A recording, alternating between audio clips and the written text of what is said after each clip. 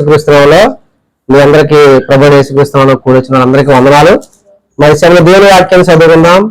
ప్రకటన గ్రంథము 3వ అధ్యాయము 14వ వచనాన్ని చదువుకుందాం. లవోదికయలో ఉన్న సంఘపు దూతకు ఇలాగు రాయుము. ఆమేనని వాడు నమ్మకమైన సత్యసాక్షి, దేవుని దృష్టికి ఆదియులైన వాడు చెప్పు సంగతులు ఏమనగా.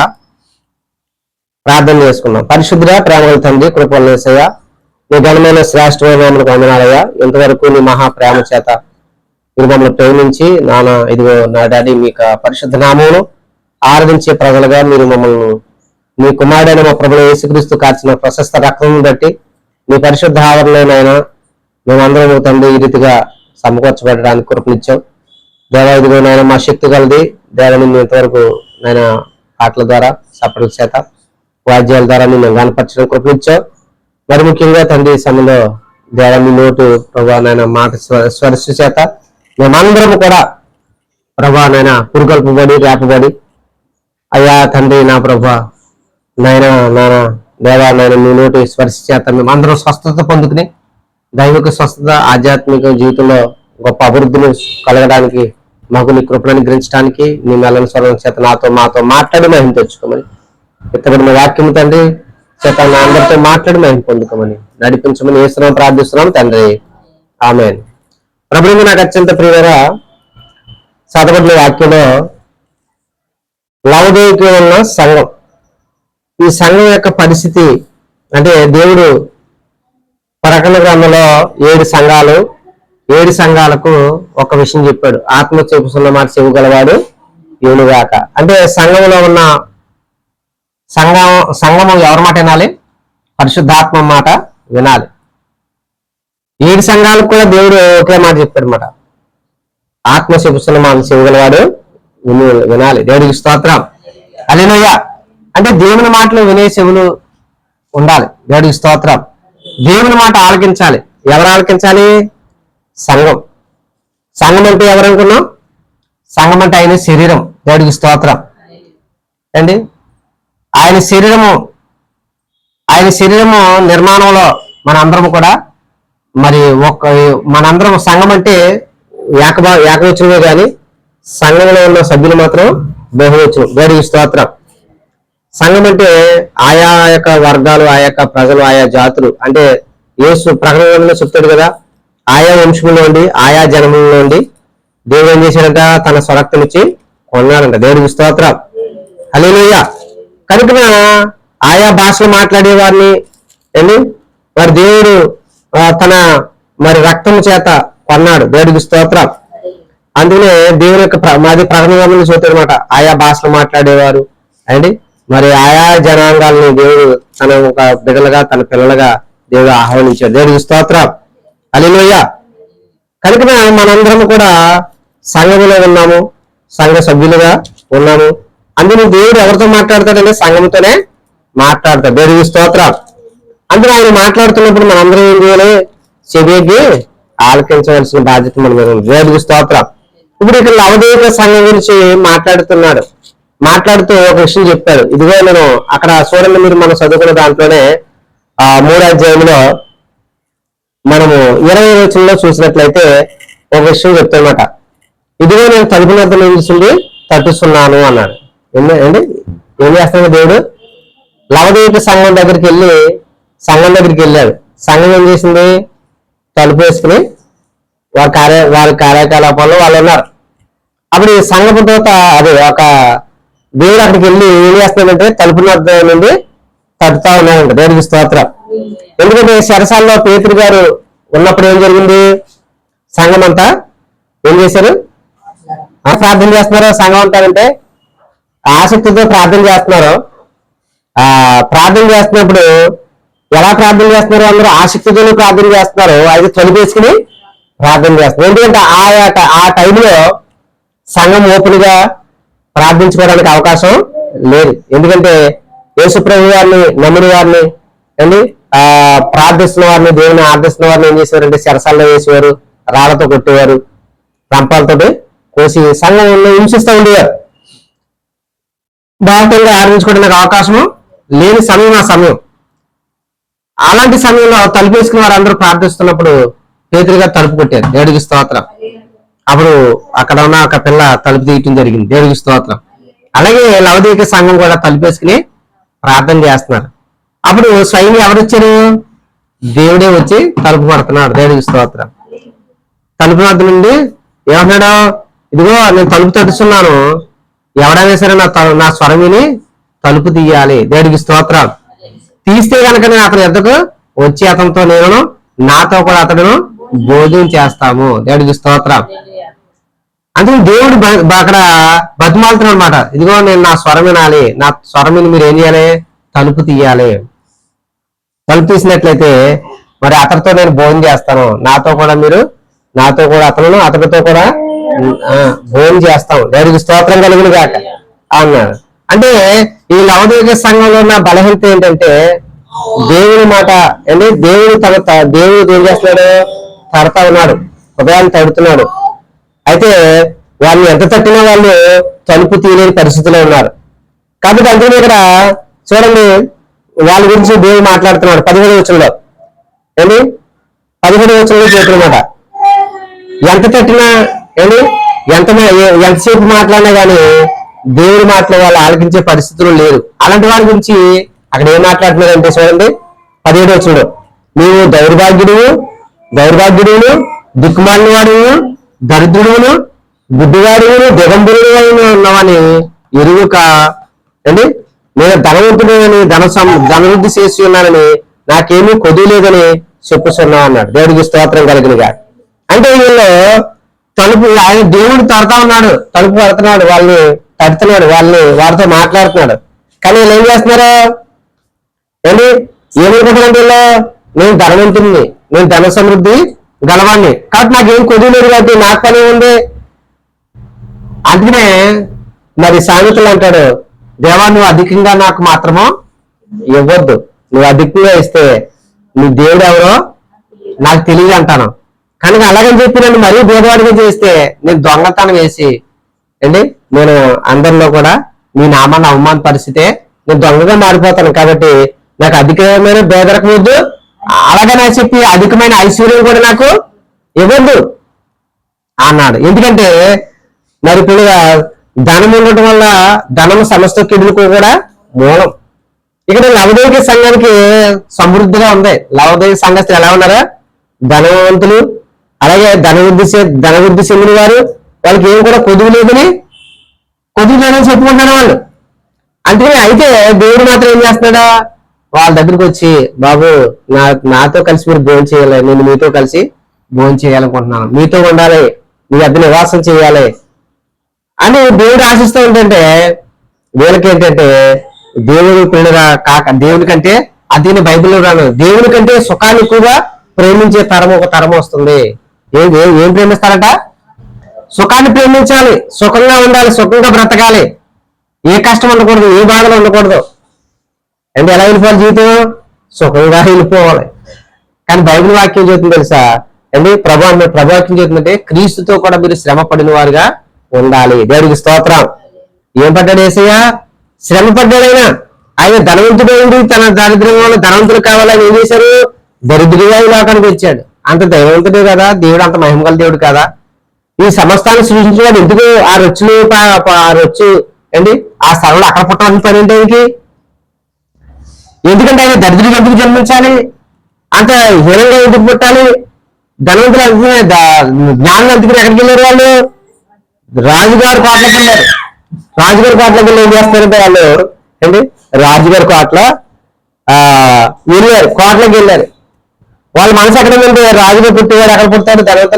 ధనవంతుల ఇళ్లలో పుడతాడు. కానీ ఆ పరాత్పరుడు అంతా సింహాసనం విడిచిపెట్టి వస్తాడంటే ఆయన మామూలు విషయం కాదు కాబట్టి అని చెప్పి ఎక్కడికి వెళ్ళారు వాళ్ళు? జ్ఞానులు రాజగృహాల్లోకి వెళ్ళారు. అయితే లేఖనం ఏం చెబుతుందంటే అండి ఆయన ఆ లేఖనాన్ని గురించి మాట్లాడుతుందంటే ఆయన ధనవంతుడైంది మన కొరకు దరిద్రుడిగా రావాల్సి వచ్చింది. దేవుడికి స్తోత్రాలు. హల్లెలూయా. కాబట్టి ఈ లోకంలో దేవుణ్ణి అందుకనే ఈ లోకం ఎందుకు చేయలేదు, అందుకనే వాక్యం చెబుతుంది లోకంలో ఎవరైతే ఎన్నిక చేయబడలేదో, ఎవరైతే తృణీకరించబడ్డారో, ఎవరైతే బలహీనంగా ఉన్నారో, ఎవరైతే ఈ లోకంలో ఎన్నిక చేయబడిన వారుగా ఉన్నారో, బలహీనంగా ఉన్నారో, అజ్ఞానంగా ఉన్నారో, అటువంటి వారు దేవుడు ఏం చేశాడు? ఏర్పాటు చేసుకోవాలి. దేవుడికి స్తోత్రం. బైబిల్ వాక్యం చెప్తున్న బలహీనులకు మీరు ఏమి ఇవ్వాలి? ఊతమియ్యుడు అన్నాడు. దేవుడికి స్తోత్రం. బలహీనను ప్రోత్సహించే దేవుడు.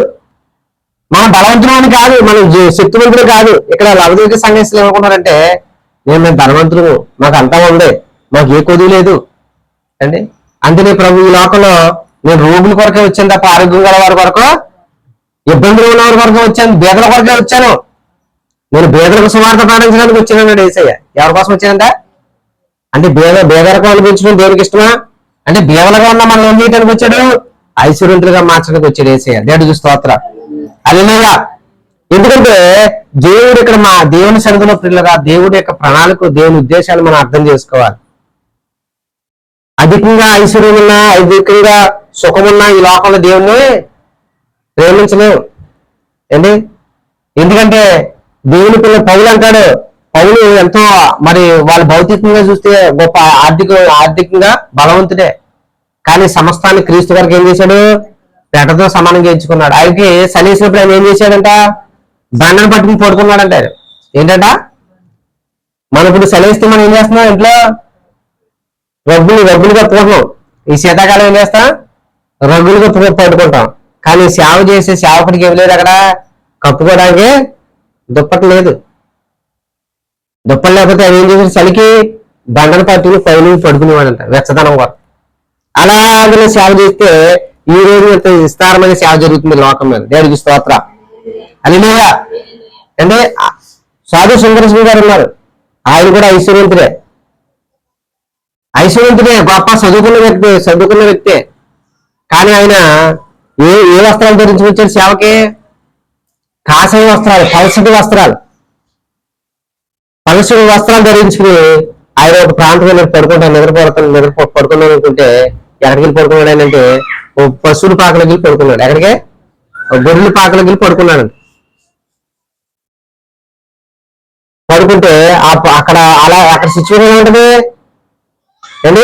పశువుల పాకలోకి వెళ్ళి గొర్రెల పాకలోకి వెళ్ళి మామూలుగా శుభ్రంగా తుడిచినప్పుడే కూర్చొని వెళ్ళి, అలాంటిది ఆ పశువుల పాకలో ఆయన ఆ తెల్లవారులు కూడా ఆయన పడుకున్నాడు. అలాగే సేవ చేశాడు కంటే సాధు సుందర్ సింగ్ గారు ఈరోజు గొప్ప అనేక ఆత్మలకి విలువగా నిలబడ్డాడు. దేవుడికి స్తోత్రం. హల్లెలూయా. సేవ చేసినప్పుడు సుఖంగా సేవ చేయటం కాదు, సేవ చేసినప్పుడు ఏమనిపించాలి? అన్ని బాధలు అనిపిస్తేనే రేపు పొద్దున అది ఒక దీర్ఘమానంగా ప్రకాశిస్తూ ఉంటుంది లోకంలో. దేవుడికి స్తోత్రం. ఏంటి? నాకు అన్ని ఉండాలి, అన్ని కలిగినప్పుడు అన్ని ఉన్న దేవుడు ఎప్పుడు కూడా పిలవలేదు. దేవుడికి స్తోత్రం. తానుగా ఉపేక్షించుకుని ఏంటి పౌలు అంటాడు, సమస్తమును కూడా నేను పెంటతో సమానంగా, ఎందుకు? సువార్త కొరకు. దేవుడికి స్తోత్రం. దేవుని రాజ్యవ్యాప్తి కొరకు నాకున్నదంతా విడిచిపెట్టి వచ్చాను. దేవుడికి స్తోత్రం. అంతా విడిచిపెట్టి రావాలి. ఏం విడిచిపెట్టి రావాలి? మనకి ఏదైతే ఉపకారంగా ఉందో, మనకి ఏదైతే లాభకరంగా ఉందో, మనకి ఏదైతే ఏంటి మనకు అవసరమైందో దాన్ని మన క్రీస్తు నిమిత్తం నాకు వద్దుది అనుకోవాలి. దేవుడికి స్తోత్రం. హల్లెలూయా. ఎందుకంటే దేవుడు మనుషులు బలాల మీద ఆధారపడేవాడు కాదు. ఎవరి బలం మీద? దేవుని యొక్క ప్రభావము, దేవుని యొక్క రాజ్య సువార్త మనుషుల బలంతో విస్తరించదు. మనుషుల యొక్క బలాలతో దేవుని సేవ జరగదు. దేవుని సేవ జరగాలని ఏం కావాలి? దేవుని శక్తి కావాలి. దేవుని స్తోత్రం. దేవుని బలంతో నింపబడాలి, దేవుని శక్తితో జరగాలి సేవ. హల్లెలూయా. మోషే భక్తులు దేవుడు పిలిచినప్పుడు 80 సంవత్సరాలు వచ్చినాయి, నాకు ఎందుకయ్యా, నా వయసు అయిపోయింది కదా అన్నాడు. అప్పుడు దేవుడు అన్నాడు, బాబు నువ్వు నోటు మాంగగలవాడే, కానీ నీ నోటితో నాకు పని లేదు. దేవుడికి స్తోత్రం. నీ శక్తి లేదుగా, నీ శక్తితో నాకు పని లేదు. కానీ విధేయత కలిగి ఆయన వెంబడించిన వారిని బట్టి దేవుడు ఏం చేస్తాడో నడిపిస్తా ఉంటాడు. దేవుడికి స్తోత్రం కలిగి మోసే సరేనైనా నా భావంతో నీకు పని లేదు, నా నోటితో నీకు పని లేదు కాబట్టి సరే నువ్వు ఎలాగో ఒక సూచన చెప్పంటే కర్ర ఒకటి ఇచ్చాడంతే. ఆ వయసులో కూడా కర్రటికి నడిచే వయసు. ఆ కర్ర ఇస్తే ఆ కర్రతోనే జరిగి నడిపించన్నాడు. ఆ కర్ర కింద పడేస్తే ఫామ్ అయ్యేది ఏంటి? మరి దాన్ని తోక పట్టుకుంటే కర్ర అవుతూ ఉండేది, కింద పడేస్తే ఫామ్ అయ్యేది. దాన్ని తోక పట్టుకుంటే ఫామ్ అయ్యేది. ఆ కర్రతోటే ఐగుప్తు జనాన్ని నడిపించాడు. దేవుడికి స్తోత్రం కలిగింది. ఐగుప్తు దేశంలోకి వెళ్ళి 10 అద్భుతాలు చేసి 10 ఆశ్చర్యకార్యం 10 సూచక్రియలు ఆ కర్ర సముద్రంలోకి పెడితే నీరు రక్తంగా మారిపోయి హల్లెలూయా. అందులో ఆ కర్ర ఎత్తి ప్రార్థన చేస్తే మొత్తం అంతా కూడా ఏమైపోయిందంటే అంటే దేవుడు అద్భుతాలు ఆ అగ్ని వర్షం కురిపించాడు, కప్పలు వచ్చినాయి, పేరు వచ్చినాయి. అంటే ఐగుప్తులకు మనశ్శాంతి లేదు.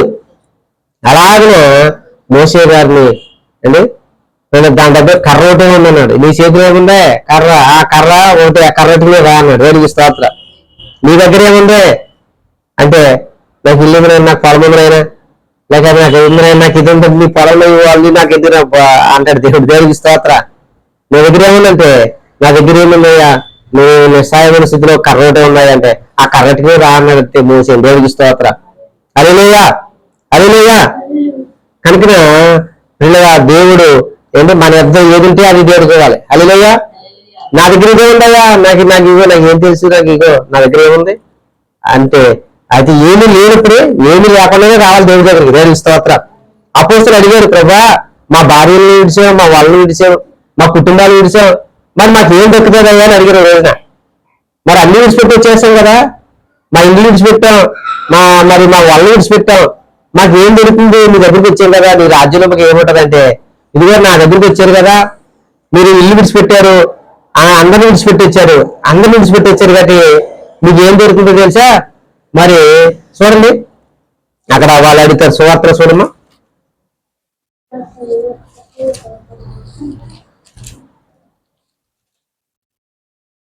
ప్రేమ యేసుని ప్రేమ. చూడండి మార్క్స్ వార్త 10వ అధ్యాయం చూడమ్మా. మార్క్స్ వార్త 10వ అధ్యాయం 22వ. పేతురు ఇదిగో నేను సమస్త విడిచిపెట్టి నిన్ను వెంబడించుకుని ఆయనతో చెప్పసాగాను. అందుకు యేసుట్లను నా నిమిత్తమును సువార్త నిమిత్తమును ఇంటిలోను అన్నదమ్ములను అక్కశలను తల్లిదండ్రులను పిల్లలను భూములను విడిసిన వాడు యెహోమందు హింసలతో పాటు నూరంతులుగా ఇండ్లను అన్నదమ్ములను అక్కశండ్రులను తల్లులను పిల్లలను భూములను రాబోయే లోకమందు నిత్యజీవమును పొందులను మీతో నిత్యముగా చెప్పుతున్నాను. ఏం చెప్పాడు? పేతురు గారు అడిగారు, మేము సంస్థ విడిచిపెట్టి వచ్చేసాం కాబట్టి మరి మీ అందరిస్తున్నాం కాబట్టి మాకు ఏంటని అడిగాడు. అదే నా నిమిత్తము, నా సువార్త నిమిత్తము ఇంటికైనా సరే అన్నదమ్ములైన అక్కచెల్లెలైన తల్లిదండ్రులైనా సరే పిల్లలను భూమిని విడిచిన వారు అప్పుడు వేరే మీరు అందరూ విడిచారు కాబట్టి మీ అందరికీ ఏంటి ఏమన్నా నిత్యజీవం పొందుటప్పుడు రాబోయే లోకమందు నిత్యజీవం పొందడానికి అలాగే మీకు గొప్ప ప్రతిఫలం ఉండదని చెప్పాలి. యేసుప్రభువు ఏం చెప్తున్నాడు ఇక్కడ హింసలు ఉంటాయి, హింసలతో పాటు ఏంటి మరి హింసలతో పాటు యెహోమందు హింసలు ఉంటాయని చెప్పాడంటే దేవుడికి స్తోత్రం. ఏముంటాయంట? యెహోమందు కష్టాలు ఉంటాయి, యెహోమందు బాధలు ఉంటాయి. అందులో క్రీస్తు ఏం చెప్పిన కదా ఏంటి మరి పడే ప్రతి ప్రయాసకి ఏముంటది? ప్రతిఫలం ఉంటుంది. దేవుడికి స్తోత్రం. హల్లెలూయా. క్రీస్తు నిమిత్తం హింసింపబడిన వారు అంటే నీతి నిమిత్తం హింసింపబడిన వారు ధన్యులు అన్నాడు. అందులో దేవుని కొరకు నువ్వు ఇబ్బంది పడితే దేవుని కొరకు హింసపడుతున్నావా? దేవుడి ద్వారా దేవుని పని కోసం నువ్వు ఎవరిని హింసిస్తున్నారు ఏంటి? యెహోమందు హింసలు ఉంటాయి. మరి హింసించినప్పుడు నువ్వు బాధలు పడినప్పుడు నువ్వు ఇబ్బంది పడినప్పుడు తప్పకుండా దేవుడికి ఏం చేస్తాడన్నాడు? నీకు అన్నదమ్ములు ఉంటారు, అక్కచెల్లెలు ఇస్తారు, తల్లులను పిల్లలను భూములను రాబోయే లోకమందు నిత్య జీవనం నీతో నిత్యముగా నిత్యం ఏం చేశాడు దేవుడు? నిత్యముగా. దేవుడికి స్తోత్రం. హల్లెలూయా హల్లెలూయా. ఇదేం కర్మరా నాయన, ఇంటిని పిల్లల్ని అందరూ విడిచి బాగుంది, అంత విడిచిపెట్టొచ్చే బాగుంది, తీరా చూస్తే సేవలోకి వస్తే అందరూ నాకు దండలేస్తారనుకున్నాను, అందరూ నేను పొగుడతారనుకున్నాను, తీరా చూస్తే హింసనాడు దేవుడు అంటే ఏంటి? యేసుప్రభువు ఈ రాగానికి వచ్చాడు. వచ్చి ఏం చేశాడైనా అందరి చేత ఏంటి అందరి చేత హింసించబడ్డాడు. సైనికుల చేత హింసించబడ్డాడు, అధికారి చేత హింసించబడ్డాడు. అంటే ప్రభు మార్గంలో మనం వెళిస్తేనే నిత్య జీవానికి వారసులవుతాం. దేవుడికి స్తోత్రం. ప్రభు మనకు ఏ మార్గం చూపించాడు ఆ మార్గాన్ని మనం నడవాలి. వీళ్ళు అవధేయ సంఘం ఏం చేస్తుందంటే మాకు ధనం ఉంది, మాకు అన్ని ఉన్నాయి, సమృద్ధిగా ఉన్నాయి, మాకేంటి అనుకున్నారు వీళ్ళు. ఎవరో లవదేవ సంఘం. అందుకే దేవుడు తలుపు పడుతున్నా తలుపు తీయట్లేదు. ఏంటంట తలుపు కొడుతున్నా తలుపు చూపించదు. అందుకని ఈ రోజు చాలా మందికి బాధలు ఉన్నాయనుకోండి, ప్రభువాని కన్నీళ్ళు ఈడుస్తారు. బాధల్లో ఏం చేస్తారా? సుఖంగా పడుకుంటారు. నా ప్రాణమా కొంచెం సుఖించు, కొంత బాగుండు, అలా చెయ్యి ఇలా చెయ్యి అంటారు. అందులో భక్తుడు ప్రార్థన చేసేవాడంట, ప్రభు ఆ రోజు నాకు బాధ ఎత్తాయా ప్రార్థన చేసుకునేవాడంట. అంటే ఏమంటారా? నాకు బాధలన్నా శ్రమలన్నా ఉంటే నన్ను ఇబ్బందులు పాలు చేయి, నన్ను కష్టాలు పాలు చేయి, అప్పుడే నేను నీ దగ్గర ఉంటాను, అప్పుడే నేను నీ దగ్గర కూర్చోగలను, నాకు శ్రమ పెట్టినాయని ప్రార్థన చేసుకున్నాడంట. ఈరోజు మనం ప్రార్థన చేస్తాం, నాకు హెలికాప్టర్ అయినా, నాకు కారునైనా, నాకు బంగళైనా, నాకు ఏసురునైనా, నాకు 7,000 నగలైనా అని ప్రార్థన చేస్తాం కదా. ఇలాగన ఈరోజు ఎంత ప్రార్థనలన్నీ కూడా ఇలా ఉన్నాయి, కానీ అంత వాక్యానికి విరుద్ధం.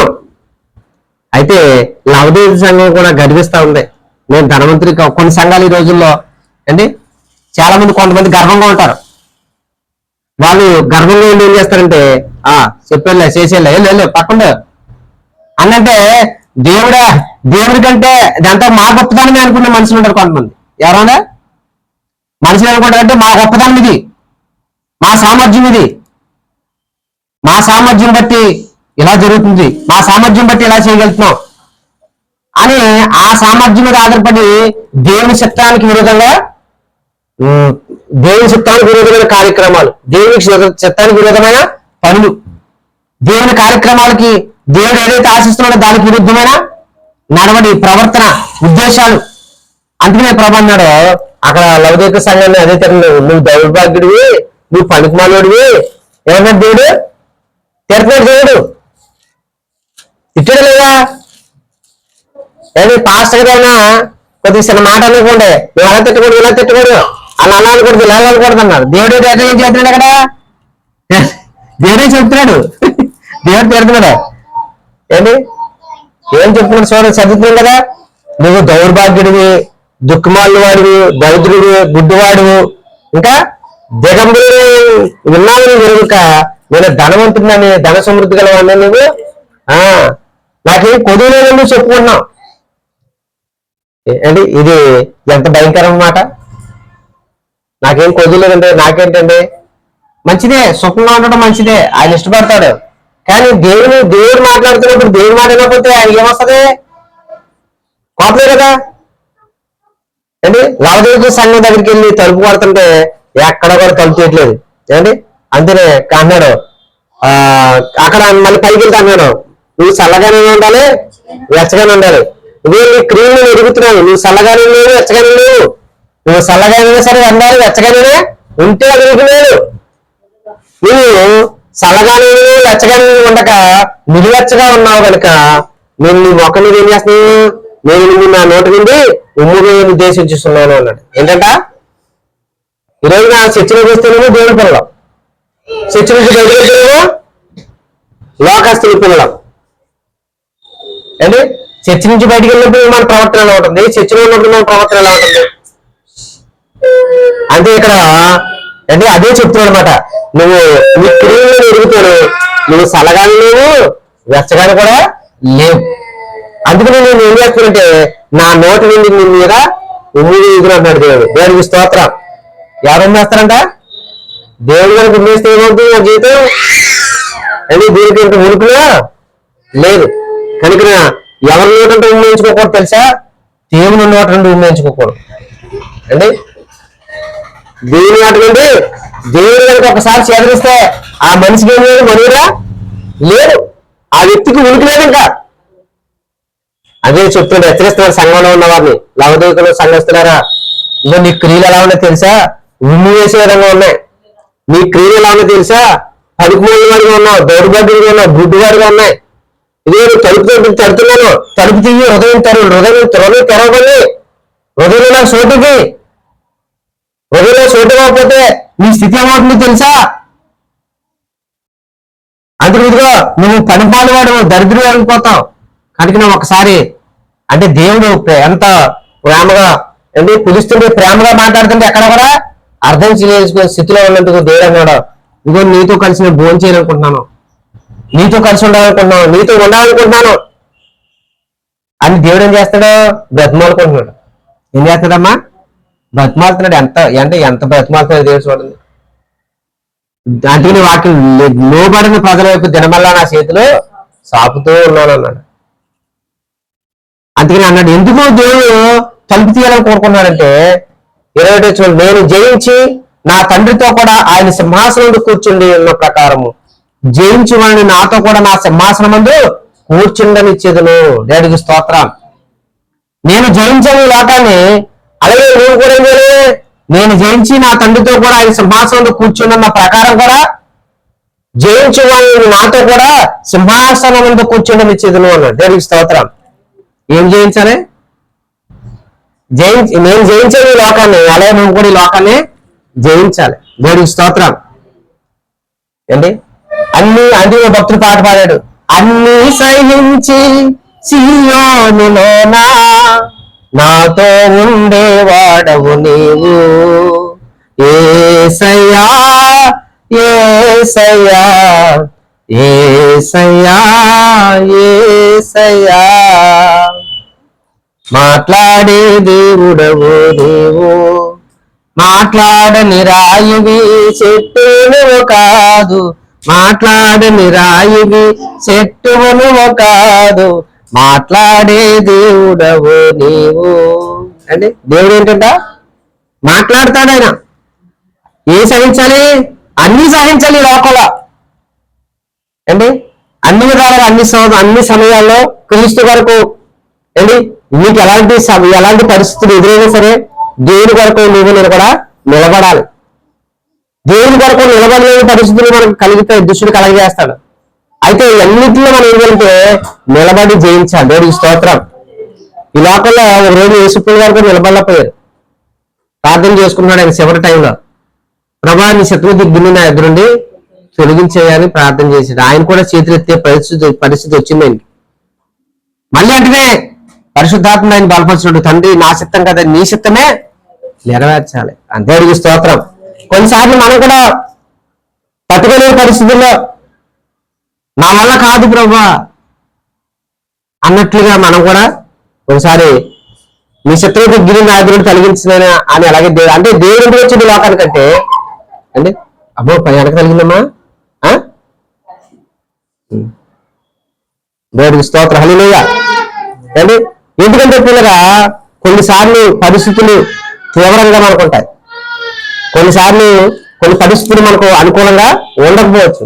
కానీ ఏదైనా సరే కొన్నిసార్లు మనం చాలా జాగ్రత్తగా ఉండాలి. దేవుడికి స్తోత్రం కలిగిన కాదు. కాబట్టి దేవుని యొక్క సన్నిధిలో ఈ లోకంలో దేవుడు కోరుకున్నాడు, నీ లోకాన్ని జయించినట్లుగా నీ కూడా లోకాన్ని జయిస్తే ఏం జరుగుతుందంట? నా సింహాసనంలో కూడా నేను కూర్చుని పెట్టుకోవాలని ఆశపడుతున్నాను. దేవుడికి స్తోత్రం. హల్లెలూయా. ఎందుకంటే ఈ లోకాన్ని దేవుడు ఎందుకు జయించమని చెబుతాడంటే ఆయనతో కూడా కూర్చుని పెట్టుకోవడానికి. దేవుడికి స్తోత్రం. ఆయనతో కూర్చోవడం అంటే మాటలా? ఆయన సింహాసనం ఎక్కడ ఉంది? ఆకాశము నా సింహాసనము, భూమి నా పాదపీఠం అన్నాడు. దేవుడికి స్తోత్రం కలిగింది.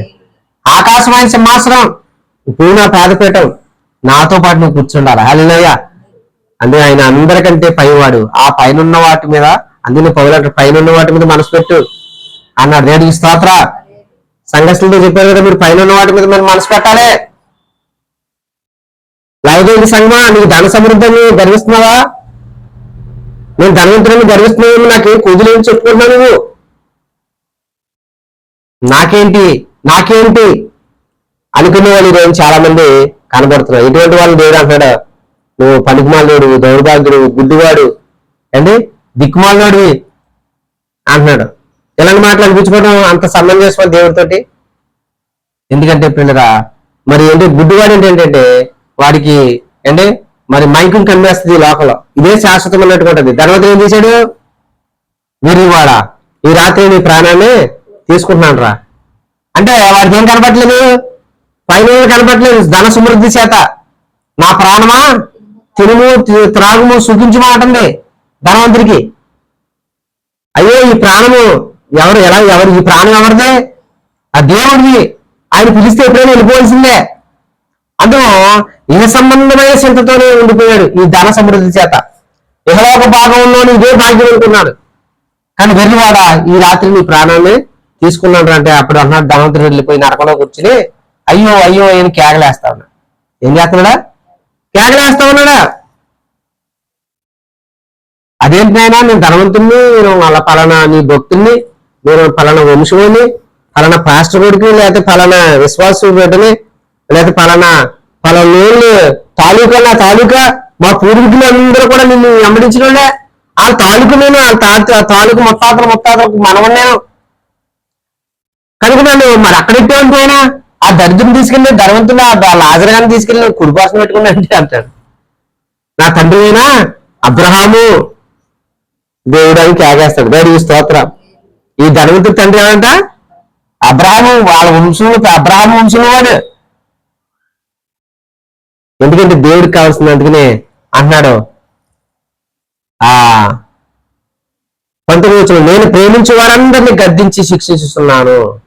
ఏంటంటే దేవుడు అన్నాడా? 18 నువ్వు ధన వృద్ధి చేసి కొన్నట్లు అగ్నిలో పొట్టవేయబడిన బంగారమును, నీ దిశమల్లా సిగ్గు కనబడినట్లు ధరించుకున్నట్టుకు తెల్లని వస్త్రమును, నీకు దృష్టి కలిగినట్లుగా నీ కన్నులకు కాటుకును నా యొద్ద కొనుక్కోమని నీకు బుద్ధి చెప్పుతున్నాను. నేను ప్రేమించే వారందరినీ గద్దించి శిక్షించుతున్నాను కనుక నువ్వు ఆసక్తి కలిగి ఏం పొందాలి? మారు మనసు పొందాలి. దేవుడికి స్తోత్రం కలిగినగా ఏం పొందాలంట? నేను ప్రేమించే వారందరినీ గద్దించి శిక్షించుతున్నాను. ఎలా శిక్షిస్తాడు దేవుడు? దేవుడు తన మాటల చేత దేవుడికి వాక్యం పంపిస్తాడు. దేవుడికి స్తోత్రం. వాక్యం ఎలా ఉంటుంది? దేవుడి వాక్యం పొడుచుకున్నప్పుడు సురుక్కుమంటది. వాక్యం ఖడ్గం, అది దుయ్యబడతా ఉన్నప్పుడు ఆ వాక్యం పొడుచుకుంటున్నప్పుడు మనకి ఎలా అనిపిస్తుంది అంటే సురుక్కుమంటది. దేవుడికి స్తోత్రం. ఆ వాక్యం కొంతమంది పొడుచుకునే ఏం చేస్తారా? పూజేస్తా ఉంటారు ఎదురు. నా గురించి చెప్పండి పాస్టర్ ఆపరా డైలాగులు మళ్ళీ. కాబట్టి పిల్లరా దేవుని వాక్యము చెప్పారు, నేను ప్రేమించే వారిని ఏం చేస్తాను? గద్దించి శిక్షిస్తాను. దానికి మీరు ఆసక్తి కలిగి మారు మనసు పొందండి లవదీక సంగమా. అంటే ఎందుకంటే దేవుడు తలుపుల వద్ద మీరు తడుతా ఉన్నాడు. ఎంతకాలం అంటే తడతా ఉంటాడు. తలుపు తీసినప్పుడు హృదయం అనేది తలుపు తెరవాలి. సరే ప్రభా నేను నీతో ఉంటాను ప్రభా, నైనా అయ్యో నన్ను ప్రభా క్షమించు ప్రభా అని ఆయన వైపు తిరగాలి. ఎవరైనా తలుపు పడతారండి ఒకసారి ప్రార్థన చేసుకోడు, ఏకాంతంగా ప్రార్థన చేసుకోడు, ఎవరో వచ్చి తలుపు పడుతుంటుంది అండి. తీస్తే ఎవరు లేరు కాదు, మళ్ళీ ప్రార్థన కూర్చునివ్వండి, మళ్ళీ ఎవరో కొడుతున్నటువంటిది అండి. కొడతా ఉంటే అప్పుడు నాకు అర్థమైందన్నమాట, ఈ తలుపు ఎవరు కొడుతున్నారంటే సైతన్యం కూడా కొడుతుందండి. దేవుడికి స్తోత్రం. ఏంటంట కొన్నిసార్లు ప్రార్థన చేసుకున్నప్పుడు కూడా మనకు శబ్దాలు వస్తాయి. ఎందుకంటే ప్రార్థనలను డిస్టర్బెన్స్ చేయడానికి, ఏం చేయడానికి. అయితే కొన్నిసార్లు దేవుడు మనం స్పృహలో ఉన్నప్పుడే మాట్లాడుతూ ఉంటాడు, తడతా ఉంటాడు. బాబు రే నాయన ఇది మంచిది కదరా, నీకు ఇది పద్ధతి కదమ్మా, అమ్మా ఇది ఏమాత్రం నీకు క్షేమం కాదమ్మా, ఇది నీకు అవసరమే, ఇది ఏమాత్రం కూడా నీకు అవసరం, ఇది ఏమాత్రం ఉపయోగం ఉండదమ్మా అంటే ఊరుకో ప్రభా ఊరుకో ఆగు అని ఆయన మాటలు ఏం చేస్తాడు? తోసిపుచ్చేవాళ్ళు ఉంటారు చాలా మంది. దేవుడు తలుపు అమ్మాలమ్మా అలా కదమ్మా ఒకసారి తలుపు తీయండి అమ్మా, ఈ రోజు తెరవండి అమ్మా, అది కరెక్ట్ కాదమ్మా, ఒకసారి నేను వస్తానమ్మా, లోనికి నేను వస్తానమ్మా చెప్తానమ్మా అంటే ఆ మాటకి లవదేవి సంఘం తీయడం. ఓ బాబు తలుపు తీయండిరా బాబు, నేను మీ దగ్గరకు వస్తే ఏం చేస్తుందో తెలిసి ఏం చేయండి బాబా, నాతో కలిసి మీరు భోజనం చేస్తారయ్యా అని దేవుడికి స్తోత్రం. దేవునితో కలిసి కూర్చోడంటే ఎంత మాట్లాడి, ఆయనతో ఎవరైనా గొప్ప ఇంటి మన ఇంటికి వచ్చి భోజనం చేస్తామని ఇవ్వబోతాం, పెద్దగా పొంగిపోతాం కదా. ఎవరైనా ఒక గొప్ప ఇంటి వ్యక్తి లేదా ఒక గౌరవప్రదమైన వ్యక్తి మన ఇంటికి వచ్చి భోజనం చేస్తుంటే అండి మనం వెంటనే ఎంతో పొంగిపోతాం. అయ్యగారు కొద్దిగా వేసుకోండి అత్తేనండి ఇత్తేనండి బతిమాలుతూ ఉంటాం. అలాంటి సాక్షాత్తు దేవుడు మన దగ్గరకు వచ్చి మీతో కలిసి భోజనం చేస్తాను, మీతో కలిసి కూర్చుంటాను అంటే ఆ సృష్టికర్తని దేవుడు ఎలా కనపడతాడు? వెర్రివాడిగా కనపడతాడు, తెంగరోడిగా కనపడతాడు. అర్థం కావట్లేదు దేవుడు. ఏంటి అర్థం చేసుకోవడానికి మనసు నిలపట్లేదు. కనుక దేవుడు అంటున్నాడు, మీరు ఆసక్తి కలిగి మారు మనసు పొందండి. ఎందుకో తెలుసా, దేవుడు ఎందుకంటే మనతో కలిసి భోజనం చేయడం, ఈ లోకాన్ని చేయిస్తే మిమ్మల్ని సింహాసనం మీద కూర్చొని పెట్టుకోవాలని ఆశపడుతున్నాడు. దేవుడికి స్తోత్రం. అంతకు మించి దేవుడు మనల్ని ఏదుకోగా కోరుకుంటలేదు. దేవుడికి స్తోత్రం. కాబట్టి ప్రియులరా, మరి ఈ రోజున లవదీక సంఘం మరి సంఘపు దూతకి ఇలాగ రాయము. అందుకు కింద అంటున్నాడు, ఆత్మ చూపిస్తున్న మాటలు చెవుగలవాడు ఉండుగాక అన్నాడు. దేవుడికి స్తోత్రం. అందుకు సంఘముతో దేవుడు చెప్తున్న మాటలు చెవుగలవాడు ఆలకించాలి. ఈ దినాల్లో పిల్లగా మనం ఒక ప్రవర్తన ఎలా ఉంది? మనం దేవుని మాటకి చెవిగా ఉన్నామా, లేదా నిలువెచ్చగా ఉన్నామా? నిలువెచ్చకుంటే ముఖం మీద ఉమ్మేయించుకునే పరిస్థితి ఎందుకు? దేవుడు సేవించుకునే పరిస్థితి మనలో సంఘంలో కనబడకూడదు. దేవుడు అసహించుకునే కార్యాలు సంఘంలో ఉండడానికి వీల్లేదు. దేవుని సందులో పనిపాలలో ఉండకూడదు, దిక్మాలలో ఉండకూడదు, దౌర్భాగ్యంలో ఉండకూడదు. ఏంటి మరి పిల్లలు ఇలాంటి మరి సుఖాసక్తులు కలిగి సుఖాన్ని ప్రేమించే వాళ్ళు కనబడి ఇష్టం ఉండదు. దేవుడికి ఇష్టం ఉండదు. దేవుడికి స్తోత్రం. హల్లెలూయా. కనుక మరి దేవుని సందులో ఈ రోజున పరిశుద్ధాత్మ దేవుడు మనతో మాట్లాడుతున్న మాటల్ని ఒకసారి మనం చెవిగి ఆలకించాలి. అలాంటి లవదీక సంఘంలో ఉన్న వారిగా మనము ఉండొద్దు. దేవుడు ఆసక్తి కలిగి మారు మనసు పొందాలి. లవదీక సంఘంతో చెబుతున్నాడు, ఈ లోపాలు మీరు ఉన్నాయి బాబు, మీ ప్రవర్తన మార్చుకోండి, మీ సల్లగానే ఉండండి, ఎచ్చగానే ఉండండి. మరి లోకంలో ఉన్న లోకస్తులాగా కొంతమంది దేవునిలాగా భక్తుల్లాగా కొంతమంది బయటకు వెళ్తే మరలా దెయ్యాలాగా ఉండొద్దు. మీరు అలా ఉంటే నాకు ఇష్టం లేదు, అలా ఉంటుంటే చేదరించుకుంటా నేను ఉమ్మేస్తాను. అలాంటి ప్రవర్తన మానేసుకోండి. నాకు అన్ని ఉన్నాయి కదా, సమృద్ధిగా ఉన్నాయి కదా అనుకోకుండా బాబు, ఇదిగో మీరు ఆసక్తి కలిగి ఏం చేయాలి? మారు మనసు పొందండి. మారు మనసు పొందినట్లయితే ఇదిగో నేను చెప్పిన ప్రకారం నేను మీ హృదయాన్ని తెరిచినట్లయితే నేను మీతో ఉండి మీరు నేను లోకాన్ని ఎలా జయించాను, అలాగే మీరు కూడా ఈ లోకాన్ని జయిస్తే మీరు నాతో కూర్చుంటే ఈ పనంతా కూడా మిమ్మల్ని ప్రేమించాను కాబట్టి గద్దిస్తున్నాను, శిక్షిస్తున్నాను. ఏంటి ప్రేమించడం ఏం చేస్తాడా? గద్దిస్తాడు. ఎందుకని? ప్రయోజకులుగా మార్చబడాలని. మా నాన్న చిన్నప్పుడు మమ్మల్ని ఎక్కడికి వెళ్ళించేవాడు కాదు. ఎక్కడికైనా వెళ్తే చాలా తీవ్రంగా ఉండేది మాకు. మేము చాలా తిట్టుకునేవాళ్ళు మా నాన్న. అంటే ఎక్కడికి వెళ్ళినవాడు, ఆ పిల్లలు అలా తిరుగుతున్నారు, ఎలా తిరుగుతున్నారు, మా డాడీ అక్కడికి వెళ్ళవట్లేదు అనుకునేవాళ్ళు, బాధపడేవాళ్ళు. అయితే రాను ఆ పరిస్థితులు మా జీవితంలోకి ఎదురైనప్పుడు మా నాన్న ఎందుకు వెళ్ళొద్దన్నాడు, మా నాన్న బయట ఎందుకు తిరగొద్దన్నాడు మాకు అర్థమైంది. దేవునికి స్తోత్రం. ఎందుకంటే పిల్లగా మరి అలా బయట తిరిగిన వాళ్ళందరూ కూడా పరిస్థితి తర్వాత కాలంలో చూసినప్పుడు వాళ్ళ పరిస్థితుల్లో సరైన రీతులుగా లేవు, ఐక్యత లేదు, పరిస్థితులు బాగలేదు. కనుక కొన్నిసార్లు అండి మరి పిల్లల్ని తల్లిదండ్రులు ఎందుకు బయటికి తిరగొద్దంటారు? ఎందుకు బయట? లోక స్నేహము దేవునికి, అలాగే దేవుడు వాక్యం చెబుతుంది, లోకంలోకి వెళ్ళొద్దు. లోక స్నేహము దేవునికి విరుద్ధమైంది. విరుద్ధంగా నడవద్దు, దేవుడికి విరుద్ధంగా ప్రవర్తించొద్దు. ఎందుకంటే భయభక్తులుగా దేవుడు కొనియాడాలి. ఎందుకంటే ఈ లోకాన్ని జయించాలంటే ఎవరి వల్ల అవుతుంది? దేవుడు మనతో ఉండాలి. దేవుడికి స్తోత్రం. హల్లెలూయా. ఎందుకంటే లోకంలో ఉన్నవాడి కంటే మనలో ఉన్నవాడు బలవంతుడు, గొప్పవాడు ఆయన. దేవుడికి స్తోత్రం.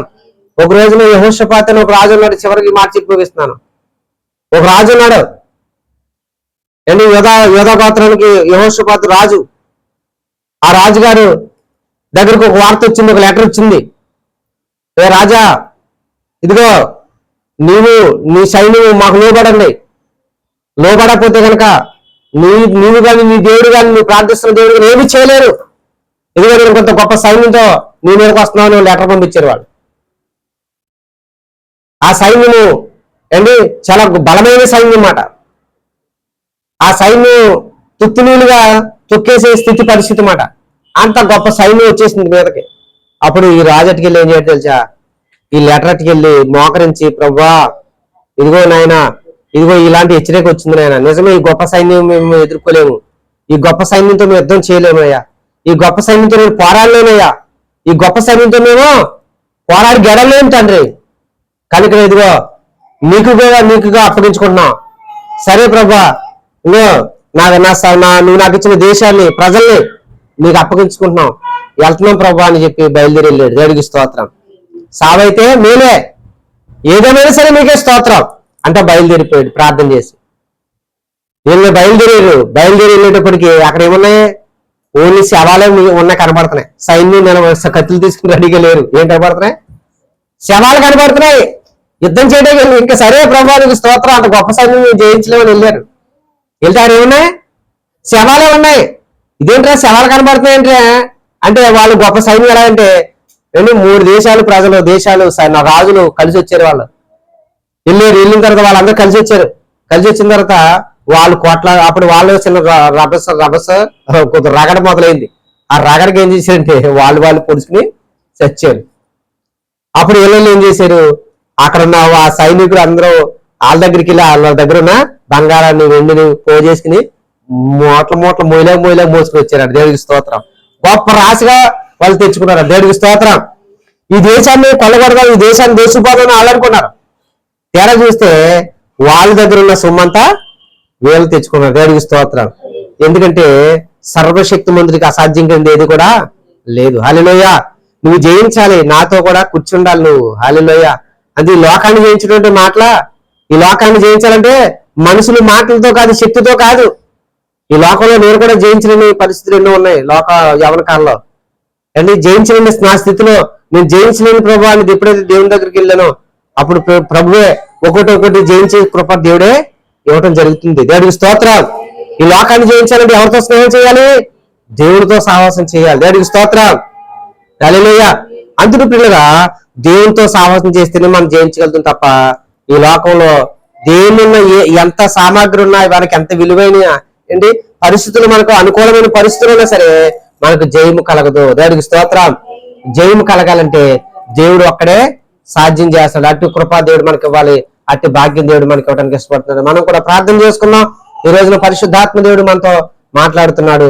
లవదోయిక సంఘం గురించి మాట్లాడుతున్నాడు. లవదోయిక సంఘమా, ఇదిగో నేను చెప్పే మాటలు ఒకసారి చెవియొగ్గా ఆలకించు.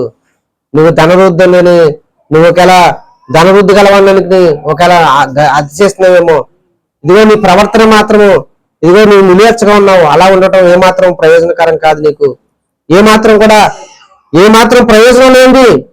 ఆ ప్రయోజనకరమైన పరిస్థితులు కూడా నువ్వు వెళ్ళొద్దు.